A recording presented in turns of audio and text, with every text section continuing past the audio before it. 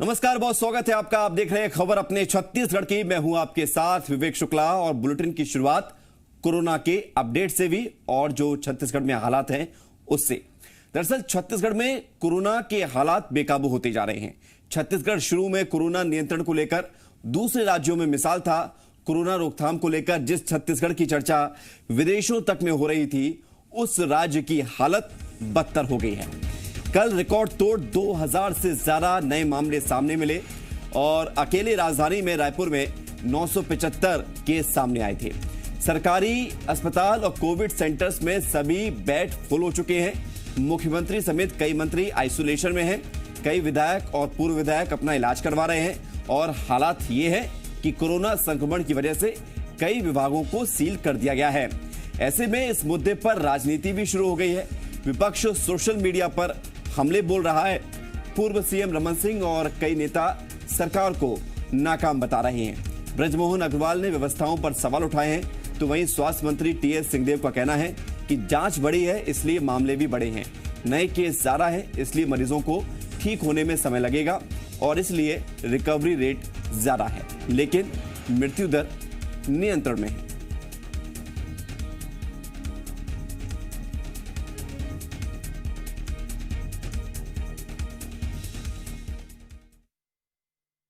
सरकार कोरोना के संक्रमण से निपटने के लिए गंभीर नहीं है और इसके लिए सरकार को पैसे की कोई कमी नहीं है। खाली केंद्र को पत्र लिखना और ये मांगना, ये करने की बजाय जो हमारे पास में डीएमएफ फंड का पैसा है, हमारे पास में आपदा प्रबंधन का पैसा है, हमारे पास में कैंपा मद का पैसा है, उन सब पैसों को खर्च कर कर लोगों की जान बचाना हमारी प्राथमिकता होनी चाहिए। और अभी भी सरकार को हमारे पास में अगले 7 दिनों में बहुत व्यापक व्यवस्था की जरूरत पड़ेगी और वो व्यवस्था करनी चाहिए। सितंबर महीना में मुझे लगता है कि टेस्टिंग हम अगर बढ़ाएंगे तो सितंबर महीने में हमको बढ़ते क्रम हमको दिखेगा छत्तीसगढ़ में। और सितंबर महीने के आखिरी में सप्ताह में खुशकिस्मती रहेगी तो तीसरे सप्ताह में ये स्थिर होने लगेगा और फिर गिरावट आ सकती है। तो दोबारा बढ़ने के पहले ये गिरावट आएगी और इतना ज्यादा बढ़ेगा ऐसा अनुमान नहीं है। गिरने के बाद कुछ बढ़ सकता है, लेकिन फिलहाल क्योंकि टेस्टिंग हो रही है। राजधानी रायपुर में कोविड सेंटर में वायरल हो रहे वीडियो को गायक दलेर मेहनी ने ट्वीट किया है। दलेर मेहनी ने लिखा है कि मुझे ये देखकर खुशी हो रही है कि मेरा गाना तुनक तुनक लोगों के बीच खुशियां फैला रहा है। इसके साथ ही उन्होंने सभी कोरोना पॉजिटिव मरीजों के जल्द स्वस्थ होने की कामना की। आपको बता दें कि कोविड केयर सेंटर में मरीजों के डांस का वीडियो वायरल हो रहा है। मरीज कोविड केयर सेंटर में खुशी से झूमते हुए नजर आ रहे हैं। दरअसल कोरोना सेंटर में छोटे बच्चे का जन्मदिन मनाया गया, जिसके बाद सभी दलेर मेहंदी के गाने पर खुशी से नाचते हुए नजर आए। कोरोना मरीजों ने छोटे से बच्चे के जन्मदिन को खुशी से मनाया। और आपको ये भी बता दें कि वीडियो इंडोर स्टेडियम में बने कोविड सेंटर का है। यहाँ कोरोना के असिम्प्टोमेटिक मरीजों को रखा जाता है।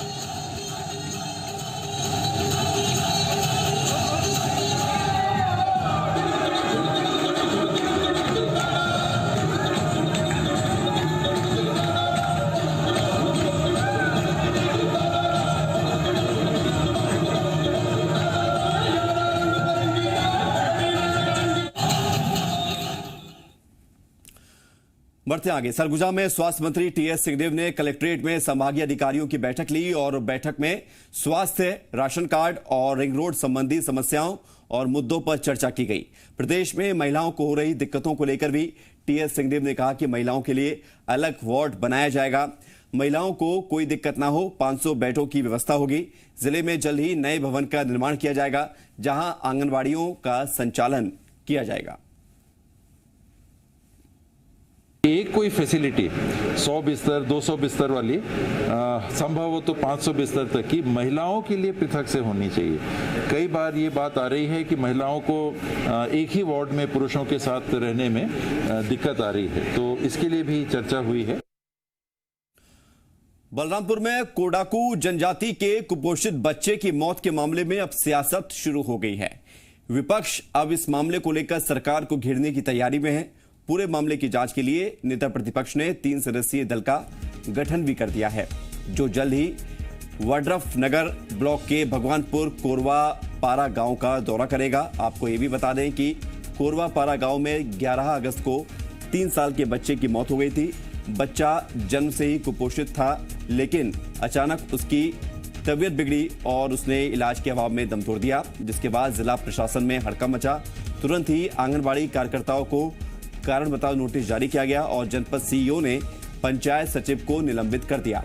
दरअसल प्रदेश सरकार ने कुपोषण से लड़ने के लिए सुपोषण अभियान चलाया है, जिसे महिला बाल विकास विभाग के आंगनबाड़ी केंद्रों से संचालित किया जा रहा है। ऐसे में कुपोषित बच्चे की मौत ने सरकार के सुपोषण अभियान पर ही प्रश्न चिन्ह खड़ा कर दिया है।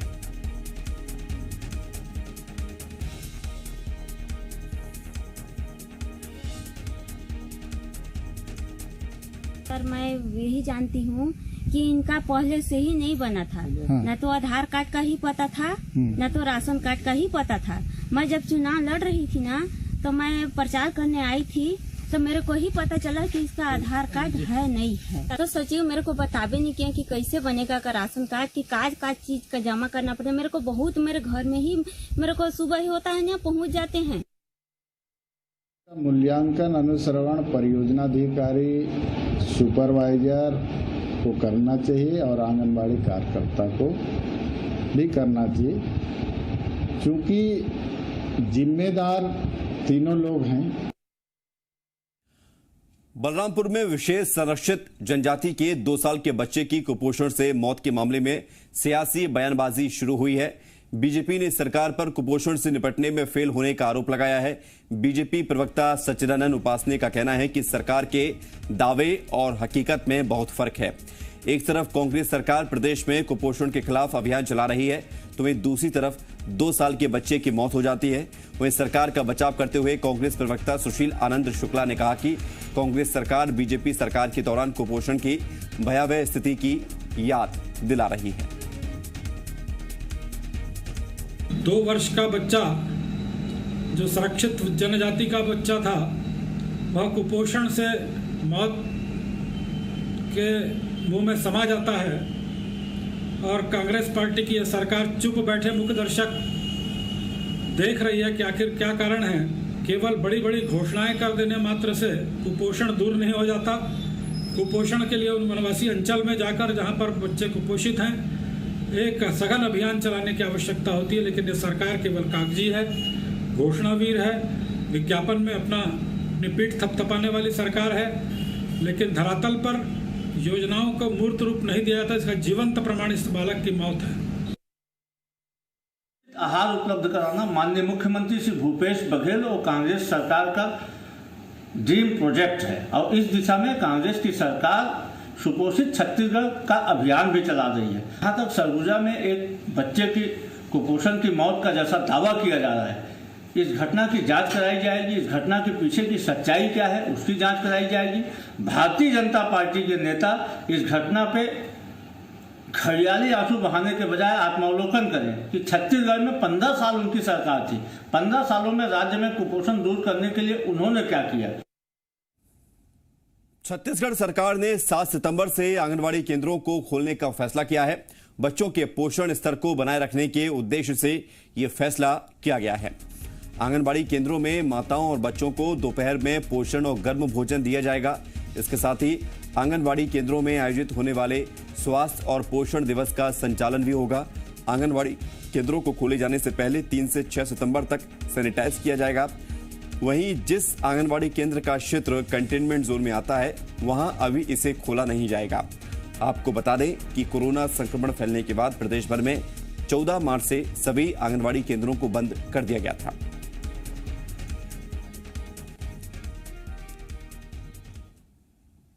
छत्तीसगढ़ में सभी सरकारी स्कूलों में बच्चों को निःशुल्क प्रवेश देने के निर्देश दिए गए हैं। लोक शिक्षण विभाग ने संयुक्त संचालक शिक्षा संभाग और जिला शिक्षा अधिकारियों को निर्देश जारी किया है। दरअसल प्रदेश के सरकारी स्कूलों में बच्चों से स्थानीय निधियों जैसे AF, PBF, scout, red cross, शाला विकास जैसे शुल्क लिए जाने की शिकायतें मिल रही थी। इसके बाद सरकार ने यह फैसला लिया है। निर्देश में साफ किया गया है कि मौजूदा वक्त में जब तक स्कूल बंद है, बच्चों से किसी भी तरह का कोई शुल्क नहीं लिया जाए।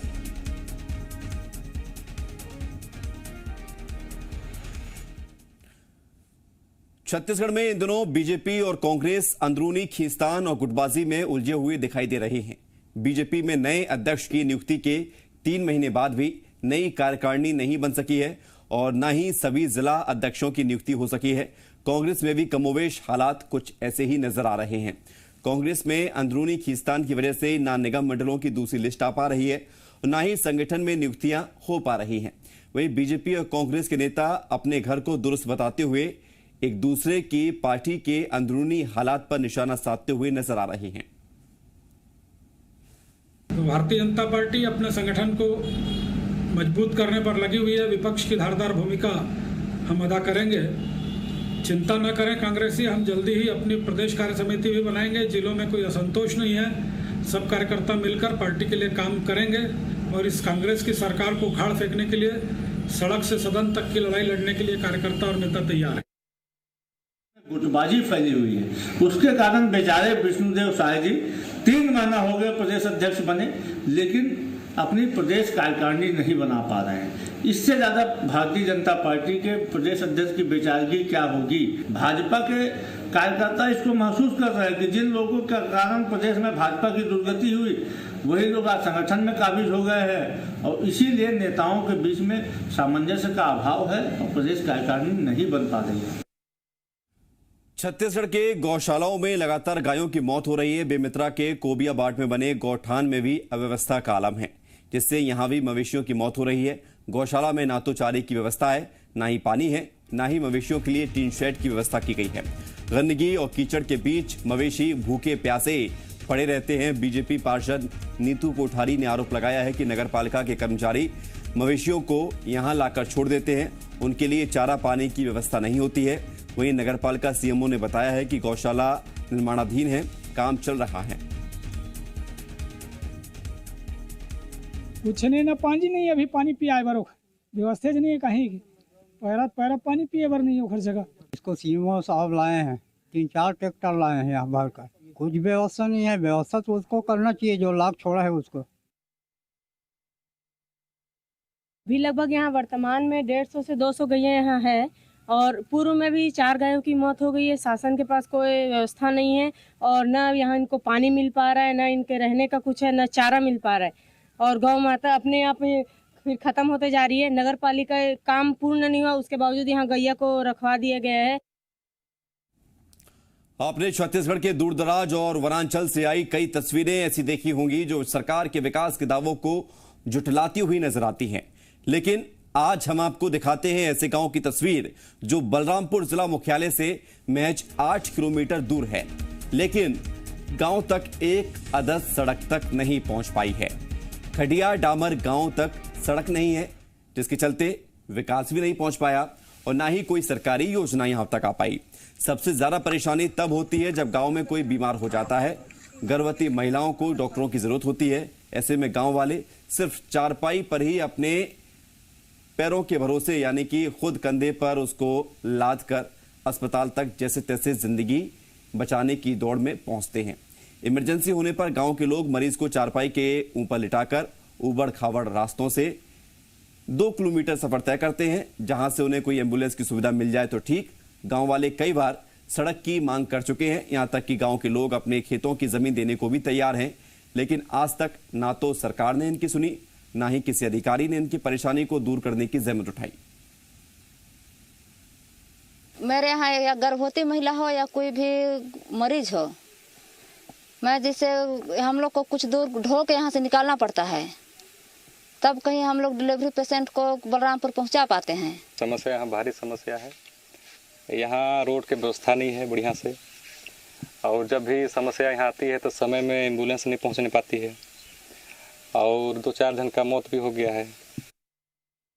मेरे को इसके बारे में जानकारी नहीं। अब सड़क नहीं है तो ढोइए के लाते होंगे, उसमें तो फिर दो मत नहीं है उसके बारे में, लेकिन इसके बारे में जानकारी नहीं है मेरे को, क्योंकि मेरे को 1.5 माह यहाँ हुआ है और इससे पहले क्यों नहीं बना इसके बारे में मैं नहीं बता पाऊँगा।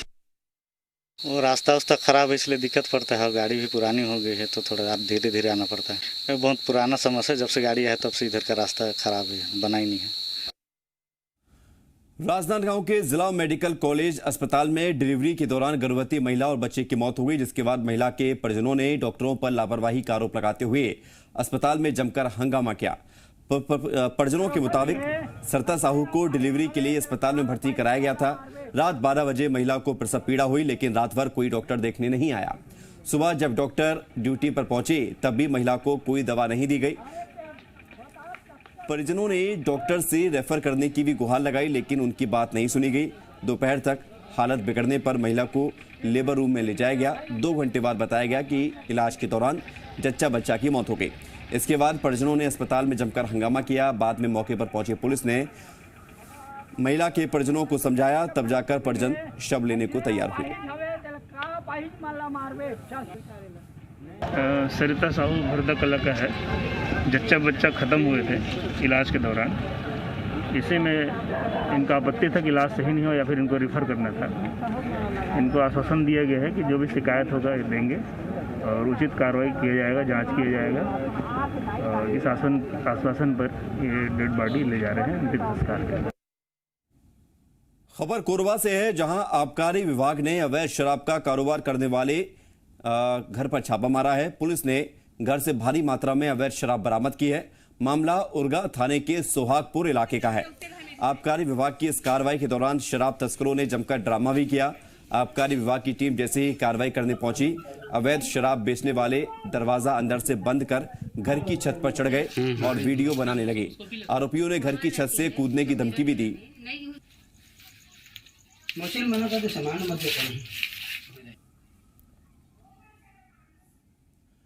छोटा सा ब्रेक।